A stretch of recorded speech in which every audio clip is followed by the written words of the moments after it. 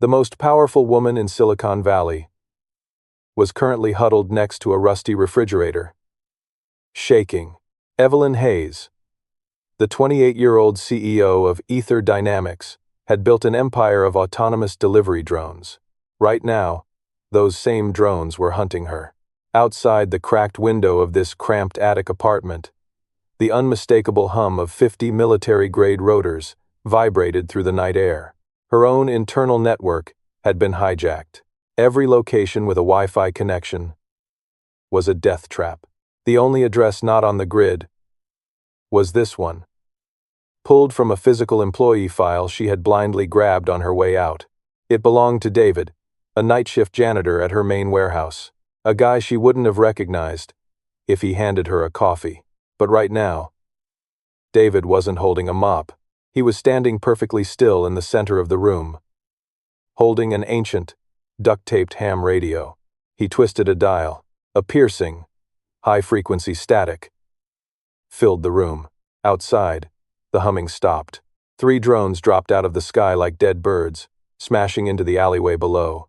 David set the radio down, didn't look at her, and walked over to the stove to flip a pancake. Fathers have a way of doing the impossible in the dark, don't they? Make sure you subscribe to the channel, because the story of this quiet janitor is going to change the way you look at the people around you. Evelyn pulled herself up, brushing dust off her $3,000 blazer. She was used to controlling rooms, not hiding in them. She looked around the apartment. It was tiny, barely functional, with exposed pipes and faded wallpaper. Yet, a ladder led up to a surprisingly large rooftop greenhouse. What kind of janitor spends his time growing tomatoes and raising tilapia on a roof when he barely makes minimum wage? She wanted to yell, to demand answers, to ask how he just fried $500,000 of her tech with a piece of junk. But the door to the bedroom opened. A 7-year-old boy rubbed his eyes and walked out. His name was Leo. David immediately dropped to one knee, a warm, completely different kind of energy taking over him. He didn't say a word. Instead, his hands moved in smooth, practiced sign language. He was asking if Leo slept well. The boy signed back, a massive, gap-toothed smile spreading across his face, completely unaware of the assassination attempt that just happened outside his window. Evelyn watched them. For a brief second, the ice in her chest melted. David locked the deadbolt, double-checked the window latch, and pulled the blinds tight. Family is the absolute last fortress we have in this world. If you are the kind of person who stands as a shield for your family, comment down below. I will not break for the people I love. The morning dragged on with unbearable tension. Evelyn's phone was a useless brick, intentionally powered down. She paced the small living room, her mind racing through the faces of her board members. It was Marcus, her chief financial officer. It had to be. He was the only one pushing for the aggressive military expansion she had vetoed. She just needed a secure terminal to prove it. She glanced at David, who was currently up on the roof, calmly feeding the fish in his massive aquaponics tanks. It infuriated her. Her life's work was burning to the ground, and this guy was worrying about fish food. She climbed the ladder and stepped out into the humid air of the greenhouse. She started to snap at him, telling him they needed to find a police station, but the words died in her throat. She noticed what the seed trays were resting on. It wasn't newspaper. It was a stack of dense, hand-drawn spatial geometry blueprints. Not just any blueprints. They were architectural schematics for algorithmic data routing. And the water pipes feeding the fish tanks? They weren't just circulating water for the plants. They were running in a highly complex, closed-loop cooling formation. The exact kind of formation used to liquid-cool server farms. Before she could process what she was looking at, Leo tugged on her sleeve. He held out a small, bright red cherry tomato he had just picked. He smiled, offering it to her. Evelyn took it, her hand shaking slightly. This quiet, deaf boy and his silent father were holding on to a kind of peace she had spent billions trying to manufacture. Fathers carry burdens we will never fully see. If you know that feeling, comment down below. I will not break for the people I love. Suddenly, David's head snapped up. He didn't look at the sky. He looked at the water in the nearest tank. The surface was vibrating. A low, rhythmic thumping echoed from the street below. Aether's heavy-duty ground sweepers. They were running a physical grid search. Evelyn panicked. They had electromagnetic scanners. Any trace of an active microchip would flag them instantly. She looked at David, expecting fear. Instead, he simply wiped his hands on his jeans. He walked over to a seemingly normal wall of ivy at the back of the greenhouse. He pushed aside the vines, revealing a heavy steel door locked with an analog biometric scanner. He pressed his thumb against it. The heavy door hissed open. A blast of freezing air hit Evelyn in the face. She stepped inside and stopped breathing. It wasn't a storage shed. It was a custom-built, liquid-cooled server room, powered entirely off the grid and disguised by the aquaponics system above it. The screens were already running, displaying the exact core source code of Aether Dynamics, the code that had been locked out from her. David stepped past her, sat down at the terminal, and began typing at a speed that blurred his fingers. He wasn't a janitor. He was the phantom architect. It was a physical impossibility.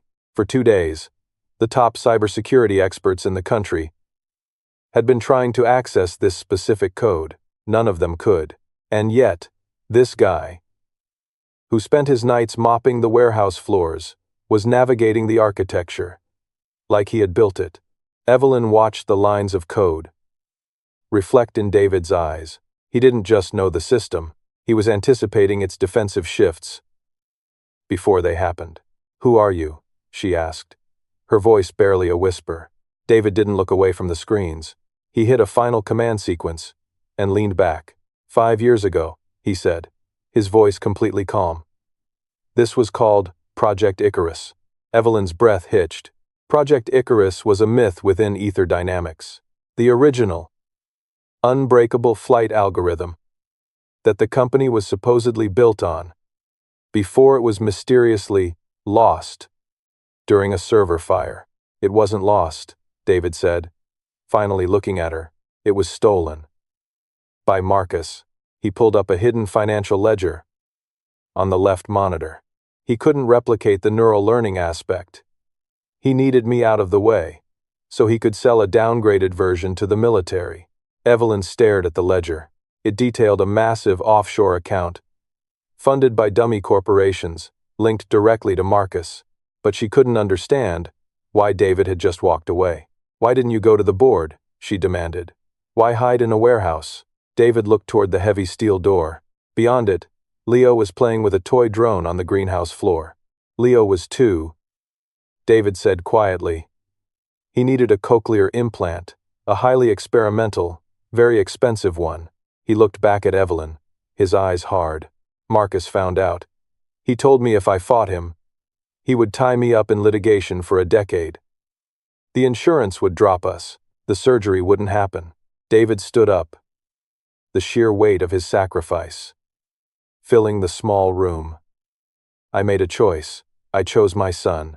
The silence in the server room was heavy. Evelyn realized she had been judging a man based on the dirt on his boots, completely blind to the mountain he was carrying. Sometimes, the strongest men are the ones who refuse to fight a war that cost them their family. If you agree, comment down below. I will not break for the people I love. "And now?" Evelyn asked, her voice steadying. "He's trying to kill me because I won't approve his new military contract." David nodded. "He's using the backdoor he built into the downgraded system to take control of the drones. Can you stop him?" David didn't smile, but something shifted in his expression. A dangerous, quiet confidence. "Icarus was my design," he said. "The downgraded version he's using? It still recognizes its creator." At 9 a.m., the emergency board meeting was called to order on the 40th floor of Aether Tower. Marcus stood at the head of the long glass table, looking perfectly distressed. He had just informed the board that Evelyn was missing, presumed dead in a tragic drone malfunction.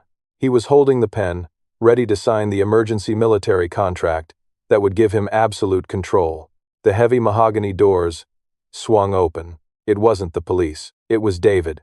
He was still wearing his gray janitorial uniform, a faded tool belt slung low on his hips. He walked past the stunned security guards, holding a small, silver flash drive. Marcus's face drained of color. "Who the hell is this?" a board member demanded. "Get him out of here." David didn't say a word. He walked straight to the main presentation console and plugged in the drive. "Security," Marcus yelled, his voice cracking. But it was too late. The massive screens behind the table flickered to life. It wasn't a presentation. It was a live feed of Marcus's offshore bank accounts, side by side with the original Project Icarus source code, clearly bearing David's digital signature.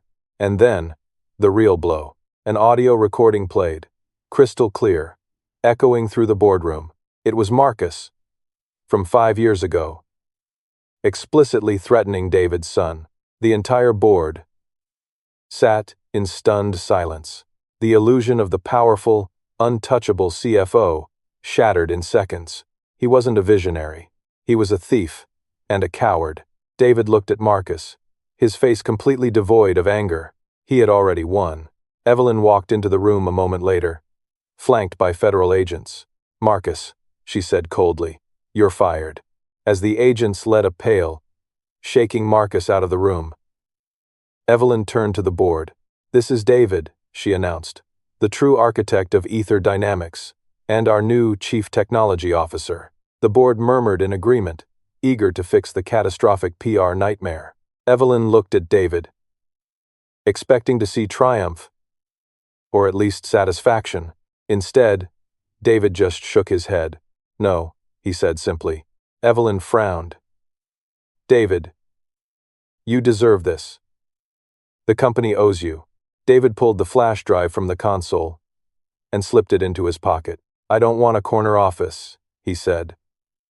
"I don't want to spend 80 hours a week in this building." He looked at the view of the city, then back at Evelyn. "I want an independent consulting contract, paid in stock options. I work from home." He walked toward the door, stopping just before he exited. "My son has a school play tomorrow," David said, his voice finally carrying a trace of warmth.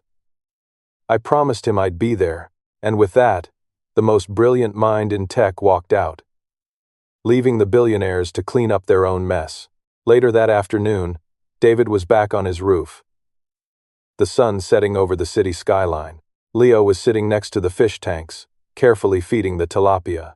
David sat beside him, signing a question about his day. Leo smiled, his hands moving quickly, telling his father about a drawing he made.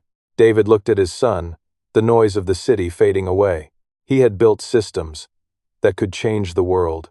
But looking at Leo, he knew he had already built the only thing that mattered.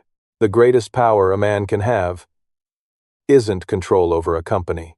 It's the freedom to choose what he protects. If you believe that a father's love is his greatest legacy, make sure to subscribe to the channel and comment down below. I will not break for the people I love.